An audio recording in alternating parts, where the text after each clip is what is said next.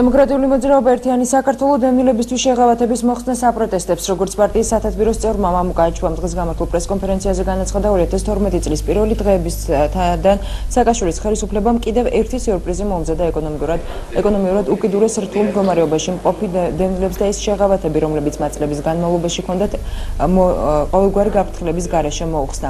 მისივე თქმით, დევნილთა და განსახლების სამინისტროს ინფორმაციით დახმარების მოხსნა ბინების პრივატიზაციის გამო მოხდა, მაგრამ ყოველთვის ცნობილია, რომ დიდ ნაწილს ბინები ამ დრომდე არ აქვს დაკანონებული და ეს პროცესი რამდენი ხანი გაგრძელდება არავინ იცის.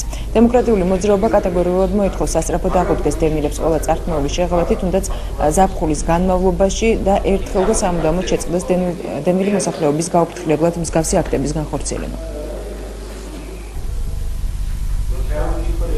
22 ლარიანი დახმარების ამ არა მყოფ ადამიანებს უთიშავენ ელექტროენერგიას.